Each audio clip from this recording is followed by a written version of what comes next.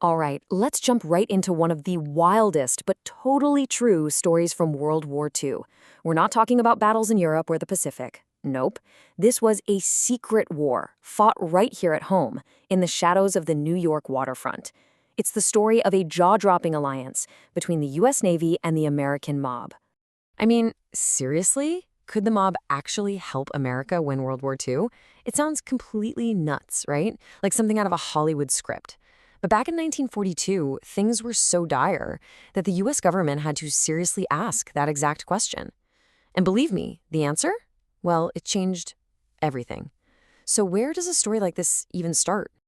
Okay, so our story kicks off at a really, really dark moment for America during the war.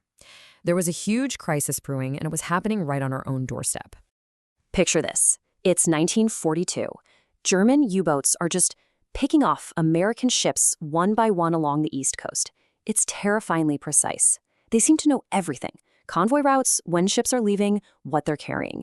The intel had to be coming from somewhere inside the country, and all eyes turned to the chaotic, sprawling New York docks.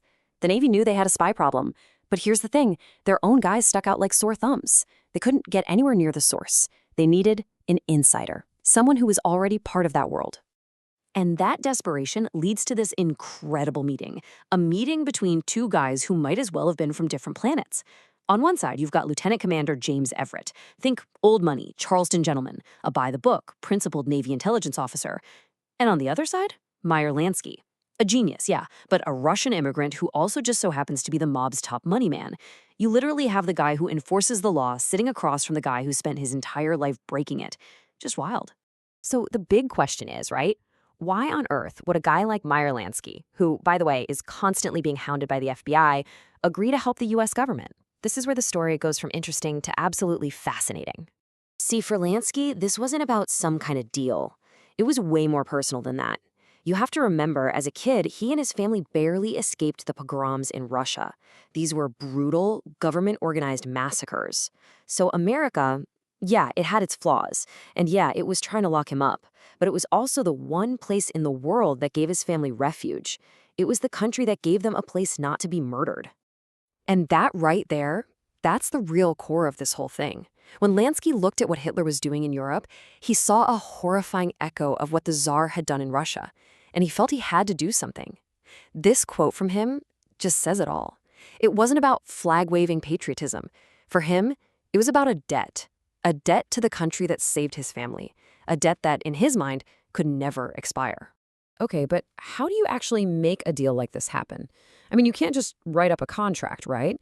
Lansky was super clear about this. Zero paper trail. No receipts, no payments, nothing. A formal deal would create a record, and if that ever got out, it would be a massive scandal that could sink everyone involved. So it had to be completely off the books, totally deniable.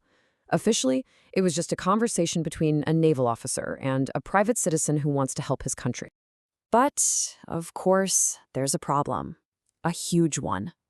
Lansky might be the brains of the operation, but the guy with the real muscle on the waterfront, the one who actually controls the unions, the workers, the whole shebang, that's his oldest friend, Charles Lucky Luciano. And where's Lucky Luciano? Oh, just serving a 30 to 50-year sentence in a maximum security prison. So to secure the docks, the Navy couldn't just deal with Lansky. They had to go to prison and cut a deal with America's most infamous gangster. So the board is set, the players are in place, the plan goes into motion. And this completely insane, risky alliance, it doesn't just work. It works better than anyone could have possibly imagined. So Everett goes to the prison to meet with Luciano, and Luciano basically says, look, securing the docks for you, that's a favor. I can do that. But I can give you something much bigger, a real contribution to winning this war. He tells them, you guys are going to invade Italy through Sicily, right? And when you do, your soldiers are going to get chewed up in those mountains without local help. And then he drops the bombshell. Through his connections to the Sicilian mafia, he says he can give them that help. He can deliver the key to Sicily. And you know what? He wasn't bluffing. He delivered. The whole thing was secretly called Operation Underworld, and the results were, well, immediate and stunning. Almost overnight, the intel leaks on the New York docks, they just stopped. Dead.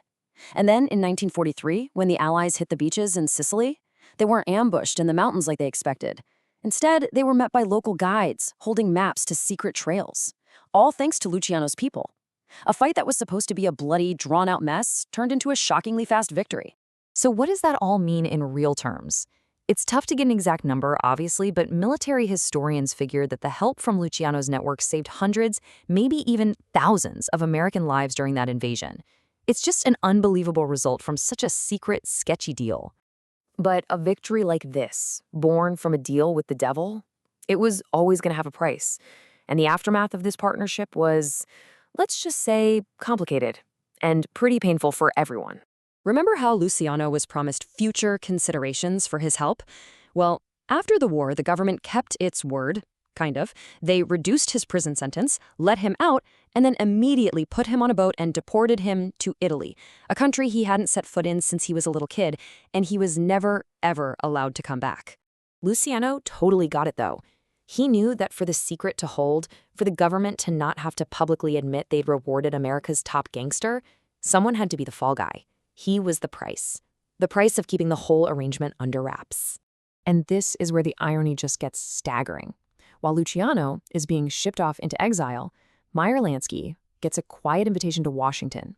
In a tiny, secret ceremony, I think there were only 4 people in the room, he's awarded the Medal of Freedom, the highest honor a civilian can get, an amazing tribute that he could never, ever talk about. The record was classified on the spot. So, what about our Navy man, Commander Everett, the guy caught in the middle of all this? He went into this deal as a man with clean hands, right? A guy who was totally sure about his own moral compass.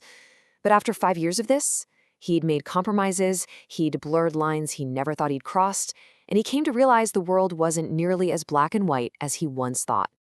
And all of this builds to one final agonizing choice for Everett, a choice that would basically define the rest of his life and the official legacy of this entire secret war.